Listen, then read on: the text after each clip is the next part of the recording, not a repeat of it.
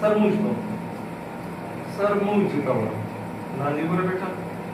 पासू बोला बोला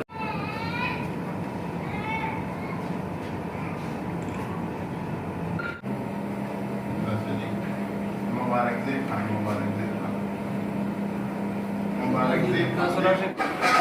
देखो तो बोले हाँ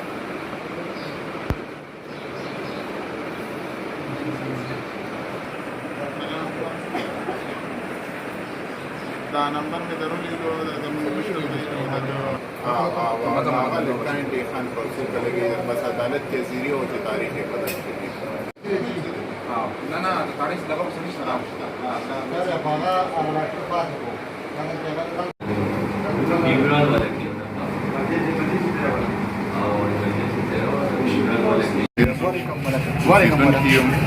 او پروفیشنلی زه یو وکیل یم زمون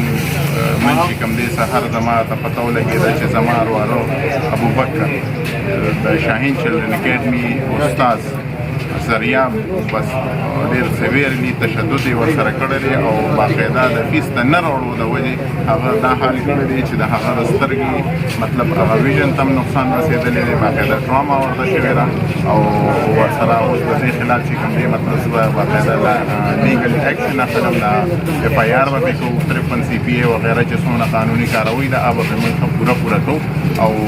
کم از کم دی به یو مثال کوو د پرایویټ سکولونو دی بزنس انسټیټیوشنز چې جوړ کړي دي دا نه چې یاره دغه بزنس انسټیټیوشن دی صرف فیس حوالې سره دی خپل فیس سره کاري د ماشوم تربیت تعلیم د دوی سره دی هیڅ قسمه کار نشته کرونا کې دی د ماشومانو د ټیوشن فیس غواړي ټیوشن فیس څه ته وایي چې تا ماشوم ته سبق وښو د هغې فیس وښایه تاسو سبق نه دی ښولی او د هغې باره کې ته د ماشومانو نه فیس غواړې دا کومه مطلب انصاف دی زمونږ چارڅه دی عوامو ته ټولو عوامو ته دا خواست دی چې څومره پرایویټ انسټیټیوشنز دي څومره پرایویټ سکولز دي هغې کې چې چا سره هم هر قسمه رغوي کم از کم د ټیوشن فیس چې کوم دی مه ورکوئ ځکه چې ستاسو ماشومانو ته څه ښولی نه دي نه آنلاین ښولی دي نه څه رغه کړي دي بل دا ظلم خو نه دی په کار چې یاره یو ماشوم سکول ته فیس نه دی راوړی او ترې هغه مطلب دې حد ته رسوي چې د هغه د سترګې نظر دی خرابېږي د هغه چې کوم دی باقاعده